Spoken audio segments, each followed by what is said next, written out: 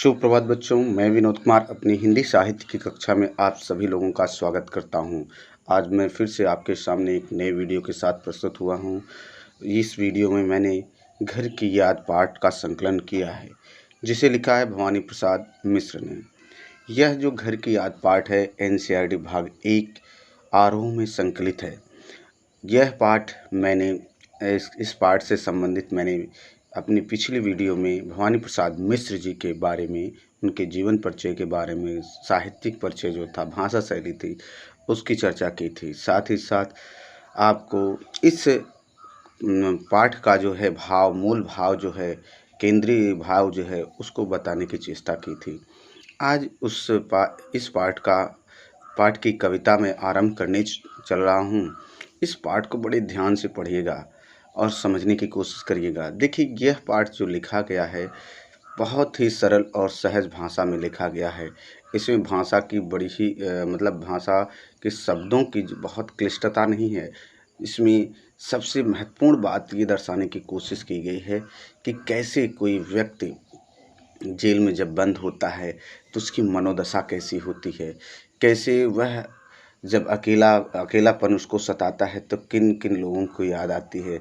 अक्सर आप लोगों को बता दें कि जब आदमी व्यथित होता है, दुखी होता है, उसको चारों तरफ कोई नहीं दिखाई देता, तो वह अपने परिवारजन, अपने घर की याद ज़रूर करता है। जब घर से दूर होता है, कहीं जेल में बंद होता है, तो बहुत अधिक सताती है। जेल में रहकर उसे अगर तरह तरह की यातनाएं मिलती हैं, दुख मिलता है, कष्ट मिलता है, तो उस दुख और कष्ट में वह सबसे अधिक अपने परिवार के सदस्यों, भाई बहन, माता पिता को याद करके दुखी होता है और उसको उसी समय अपने परिवार के सुख की यादें सताने लगती हैं, जिसको याद करके और भी दुखी हो जाता है। साथ ही साथ यदि वो संदेशा अपने घर पे भेजना भी चाहता है तो यह दर्शाना चाहता है कि मैं ठीक हूँ। क्यों ऐसा कहता है कि मैं ठीक हूँ, आप लोग सकुशल होंगे। ऐसा इसलिए कहता है कि वह अपने परिवार से अत्यधिक स्नेह करता है। वह तो कष्ट में जी ही रहा है, लेकिन अपने परिवार को वह कष्ट में नहीं जीने देना चाहता, ताकि उसके दुखों के कारण उसका परिवार भी ना दुखी हो। ऐसा यहाँ पर दिखाया गया है इस कविता में। कविता में देखिए, प्रकृति के जो उपागम हैं या प्रकृति की जो चीज़ें हैं, उनको एक स्थान दिया गया है और एक संदेश वाहक के रूप में प्रयुक्त किया गया है इस कविता में। जब भी आपसे कोई पूछे कि बताइए कि प्रकृति इसमें क्या है, तो प्रकृति को लेखक या कवि ने एक संदेश वाहक के रूप में प्रयोग किया है। चाहे बरसात हो, चाहे आपको कोई पंछी हो, इन सारी बातों को जो प्रकृति द्वारा प्रदत्त हैं, उपागम हैं, इनके माध्यम से कवि अपनी वेदना को, अपने दुख को भेज रहा है संदेश के रूप में अपने परिवार के पास। तो यहाँ भी प्रकृति का भी अपना एक अवलोकन हुआ है। इतने जो प्रगतिवादी या छायावादी नवीन कविता के जितने भी कवि हुए हैं, वो प्रकृति से अत्यधिक स्नेह करते थे और प्रकृति को ही आधार बनाकर अपनी मनोदशा या अपनी कल्पना को व्यक्त करते थे। तो चलते हैं कविता की तरफ, अब थोड़ा सा देख लेते हैं। आज पानी गिर रहा है, बहुत पानी गिर रहा है, रात भर गिरता रहा है, प्राण मन घिरता रहा है। बहुत पानी गिर रहा है, घर नज़र में तिर रहा है, घर की मुझसे दूर है जो, घर खुशी का पूर है जो। तो यहाँ पर यह कविता की 8 लाइन जो है मैंने लिया है। इस 8 लाइन का मैं शब्दार्थ कुछ बताऊंगा, प्रसंग, और उसके बाद व्याख्या इसकी करूंगा। शब्दार्थ जैसे प्राण मन घिरना का तात्पर्य है प्राणों और मन में छा जाना, मतलब चारों तरफ आपको अपनी परिवार की यादें ही छाई रहती हैं प्राण और मन में, ये तात्पर्य है। तिरना मतलब तैरना, पूर मतलब परिवार, खुशियों का भंडार। पूरे मतलब यहाँ पूर्व का जो अर्थ दिया गया है, परिपूर्ण से अर्थ स्पष्ट किया गया है यहाँ पे। और खुशियों का भंडार कहिए, चाहे खुशियों से परिपूर्ण परिवार की बात की गई है, इसके अर्थ में लिया गया है।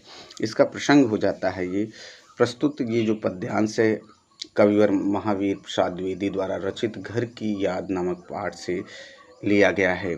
कवि सन 1942 में भारत छोड़ो आंदोलन के अंतर्गत जेल में बंद है। वहाँ से अपने घर के प्रिय सदस्यों को उसको याद बहुत आ रही है। जब वह अकेलापन महसूस करता है जेल में, तो अपने परिवार के, अपने घर के सदस्यों को याद बहुत आती है। वह बहुत भावुक हो उठता है, उसके मन में दुख उत्पन्न हो जाते हैं। और बाहर जब रात में बरसात होती रहती है, उस बरसात को देखकर उसके मन में जो दुख है उसका दुगना हो जाता है। तो यहाँ आज पानी गिर रहा है, यहाँ बरसात की बात की गई है, पानी गिरने की बात की गई है। पानी गिरने का मतलब, जब भी देखिए, जब प्रकृति को किसी प्रकार का, यहाँ पर कवि ने पानी गिरने का आधार अपने मन के हृदय में उठने वाले दुख से जोड़ने की कोशिश किया है कि जिस तरह पानी गिरता है या बारिश होती है, तो मानो ऐसा जान पड़ता है जिससे प्रकृति या इस प्रकृति या प्रभु को किसी प्रकार का दुख हुआ है, जिससे जिससे यह वर्षा उनकी आँखों की वर्षा है। वह अपने दुख को व्यक्त कर रहे हैं, और उसी बरसात को देखकर, एकांत को देखकर कवि के मन में भी उसके घर के लोगों को, जिसका उसके घर के सदस्यों की याद आती है, उसको दुख उत्पन्न हो जाता है, उसका दुख उत्पन्न हो जाता है। तो अब पंक्ति की तरफ बढ़ते हैं व्याख्या करने के लिए। आज पानी गिर रहा है, बहुत पानी गिर रहा है, रात भर गिरता रहा है, प्राण मन गिरता रहा है। तो कवि कहता है कि आज बरसात हो रही है और पानी बहुत अधिक बरस रहा है।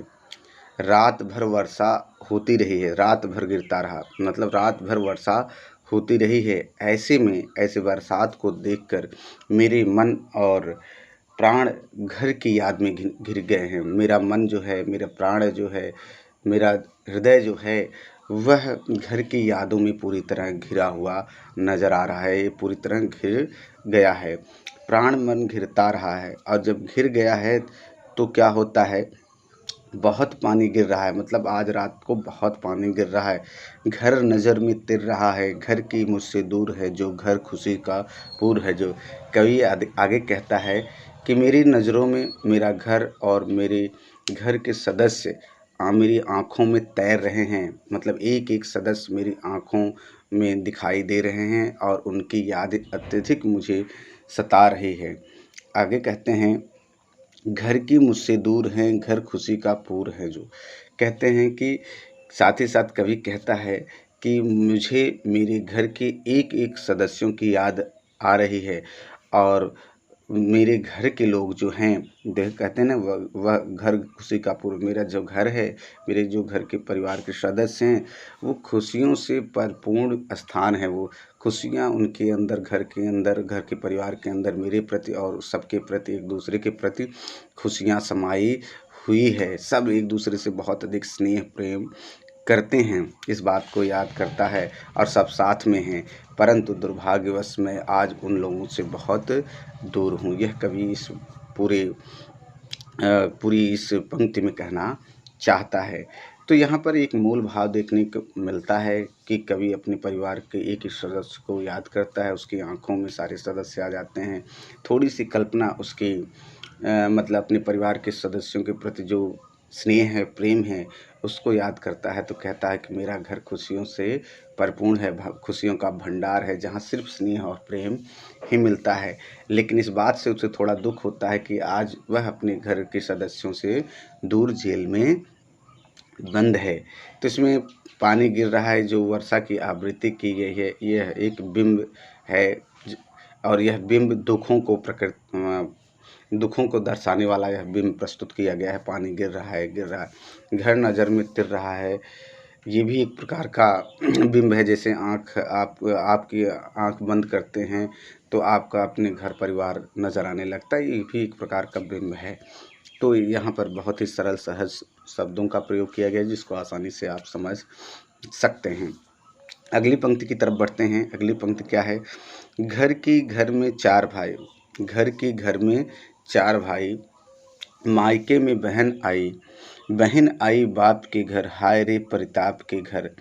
घर में सब जुड़े हैं, सबके इतने कब जुड़े हैं, 4 भाई 4 बहनें, भुजा भाई प्यार बहनें। बहुत ही अत्यंत, अब देखा जाए इस पंक्ति में कवि ने अपने घर में अपने भाई बहनों का एक स्नेह जो होता है उसको स्पष्ट करने की कोशिश किया है कि जब सभी लोग घर परिवार में इकट्ठा होते हैं तो इकट्ठा होने के उपरांत सभी भाई बहन एक दूसरे से बड़े ही स्नेह पूर्वक मिलते हैं।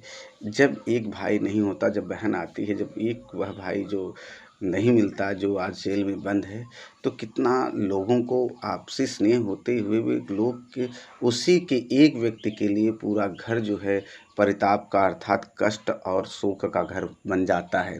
इसमें वह स्नेह प्रेम दर्शाया गया है, एक दूसरे से जुड़ाव दर्शाया गया है भाई बहनों में।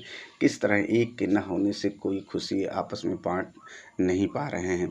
उनको इस बात का दुख है कि कष्ट है कि चौथा भाई या पांचवा भाई होता तो कुछ ज़्यादा ही खुशी होती, लेकिन ऐसे में वो अपने सुख को नहीं बल्कि दुख को सोचकर, इस बात को सोचकर बहुत अधिक दुखी हो जाते हैं। तो यहाँ पर उस भाई बहनों का स्नेह दिखाया गया है। मुख्य रूप से यहाँ एक कठिन शब्द है परिताप, मतलब कष्ट या शोक। यहाँ बताया कि परिताप का मतलब कष्ट या शोक का घर। अब इस पद्यांश में कवि ने क्या कहना चाहा है उसका मूल भाव देख लेते हैं, प्रसंग देख लेते हैं। प्रस्तुत पद्यांश कविवर भवानी प्रसाद मिश्र द्वारा रचित घर की याद नामक कविता से लिया गया है। यह 1942 के आंदोलन के अंतर्गत जेल में लिखी गई कविता है। यहाँ इस पंक्ति में कवि को अपने घर के सदस्यों की बहुत याद आती है, वह भावुक हो उठता है। वह उसे अपने भाई बहनों और आपसी जो स्नेह प्रेम है वह उसको उसकी गहरी याद आती है, जो आपस में भाईचारा एक दूसरे से स्नेह प्रेम बहनों में भाइयों में है, उसकी बड़ी गहरी संवेदना प्रकट होती है यहाँ पर। अब देखो कैसे संवेदना प्रकट करता है, किस प्रकार वो इज़हार करता है, वो दिया गया है। घर में 4 भाई। इस कविता में कहता है कवि, मेरे घर में 4 भाई हैं। घर में 4 भाई, कहता है कि मेरे घर में 4 भाई हैं। मायके में बहन आई बाप के घर, हाय रे परिताप के घर। कवि कहता है कि मेरे घर में 4 भाई हैं। आज मेरी विवाहिता, मतलब जिसकी शादी हो गई बहन भी घर आई है, अर्थात मायके आई होगी। जब अपने पिता के घर आई होगी, मतलब अपने पिता के घर आई होगी, तो यह सोचा होगा कि वह अपने भाइयों से मिलेगी, बहन अपने भाइयों से मिलेगी। परंतु अब कहता है बहन आई बाप के घर, हाय रे प्रताप के घर। जब वह आती है घर में, सभी भाइयों से मिलती है, परंतु मुझे ना पाकर, सभी से तो मिलती है पर मुझे ना पाकर वह बहुत दुखी हुई होगी, उसके अंतर्मन में बहुत अधिक कष्ट हुआ होगा। तो वह तब उसे अपने पिता का घर कष्ट का घर प्रतीत हुआ होगा। तो कहने का तात्पर्य, जब हम 4, कवि कहता है कि हम 4 भाई हैं और एक बहन है। जब बहन अपने ससुराल से मायके में आई होगी, अपने पिता के घर में आई होगी, हम 3 मतलब मेरे 3 भाइयों से मिली होगी, पिता और माता से मिली होगी, तो उसको यहाँ आने पर वो सोची थी कि उसको यहाँ पूरा भरा खुशियों का परिवार है, खुशियों से भरा पूरा परिवार है, यहाँ किसी प्रकार का कष्ट नहीं है। लेकिन जैसे ही वह मुझे नहीं पाई होगी, उसके मन में बहुत ही अधिक कष्ट हुआ होगा। पिता का घर होता है खुशियाँ प्राप्त करने के लिए, किसी भी बेटी के लिए पिता का घर सबसे अधिक प्यारा होता है। वहाँ भाई बहन का स्नेह, पिता माता का आशीर्वाद, हर तरह का प्यार ही प्यार दिखाई देता है। लेकिन मुझे न पाकर वह बहुत कष्ट में रही होगी, और वो आज जो मायका है उसका बहन को प्रतीत हुआ होगा कि पिता का घर खुशियों का नहीं बल्कि कष्ट देने वाला है। अर्थात यहाँ पर तो भाई के न रहने पर कष्ट ही कष्ट समाया हुआ है। वह भी बहुत दुखी हो गई होगी इस बात से लेकर। आगे कहते हैं घर में सब जुड़े हैं, सबकी इतने कब जुड़े हैं, 4 भाई 4 बहनें, 4 भाई 4 बहनें, भुजा भाई प्यार बहनें। कवि कहता है मेरे घर में सब जितने भी भाई हैं आपसी प्रेम के कारण एक दूसरे से जुड़े हुए हैं। मतलब मेरे घर में जो भी भाई और बहन हैं सब आपसी प्रेम से एक दूसरे से बहुत गहराई से जुड़े हुए हैं, उनमें एक दूसरे के प्रति गहरा लगाव और प्रेम है। ऐसा भाईचारा देखने को बहुत कम मिलता है। घर में सब जुड़े हैं, मतलब आपस में जो भाई हैं एक दूसरे से स्नेह प्रेम से गहरे लगाव से जुड़े हुए हैं। सब की इतने कब जुड़े हैं। कवि कहता है कि लेकिन ऐसा भाईचारा भाइयों में बहुत कम दिखाई देता है। आगे कहता है मेरे 4 भाई हैं, चार भाई चार बहनें, मेरे चार भाई हैं और चार बहनें हैं। वे सब, अब आगे कहता है भुजा भाई प्यार बहनें, वे सब भुजा के समान। भुजा के समान, भुजा का शब्द क्यों प्रयोग किया गया है? भुजा मतलब ताकत से होता है, और ताकत का मतलब कि किसी भी कार्य के लिए समान सहयोग करना। कहीं भी कोई भी कार्य पड़ता है तो हम चारों भाइयों की भुजाएं कर्मशील हैं, बलिष्ठ हैं, और हम लोगों के सहयोग से हर कार्य संभव हो जाता है। मेरी बहनें भी चार हैं और वे चारों स्नेह की भंडार हैं। कहने का मतलब भुजा भाई, कहने का मतलब हम चार भाई बलिष्ठ हैं, कर्मशील हैं, एक दूसरे के सहयोगी हैं, किसी भी कार्य को कर देते हैं। अपनी बहनों के लिए भुजा का काम करते हैं। कोई भी समस्या है तो अपनी बहन के लिए हम खड़े हो जाते हैं। वही बहनें हमारी चार बहनें जो हैं वो हम सभी भाइयों से अत्यधिक स्नेह और प्रेम करती हैं, लेकिन लगाव है।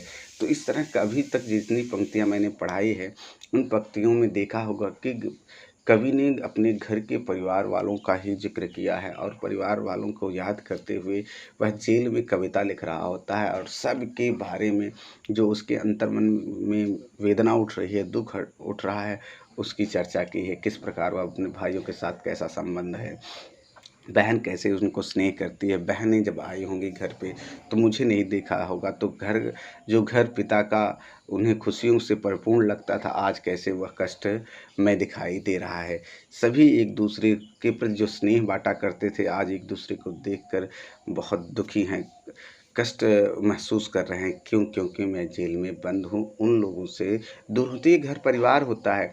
अब ये समझ लीजिए बच्चों कि ये भाव क्यों निहित है, यह भाव कैसे इसको समझा जाए। तो आप ये समझ लीजिए, परिवार का एक भी सदस्य यदि किसी भी कारणवश जेल में चला जाए या उसे कष्ट होता है, तो परिवार का कोई भी व्यक्ति, चाहे वो सुखी ही क्यों ना हो, लेकिन अंतर्मन से वह उसको लेकर बहुत ही अधिक दुखी होता है। ये परिवार का एक जुड़ाव होता है, एक दूसरे से स्नेह होता है, एक दूसरे का प्रेम होता है, जो इस बंधन में जुड़े होते हैं कि एक को थोड़ा कष्ट होता है तो सभी को अपने आप कष्ट होने लगता है। ये परमात्मा प्रकृति की बनाई हुई अपनी एक स्नेह पूर्ण जिंदगी जीवन है, जिसमें सब बंधे होते हैं, और ऐसा देखने को मिलता है। तो कभी यही कहना चाहे तो इन दोनों पंक्तियों के साथ आज का वीडियो यहीं समाप्त करते हैं बच्चों।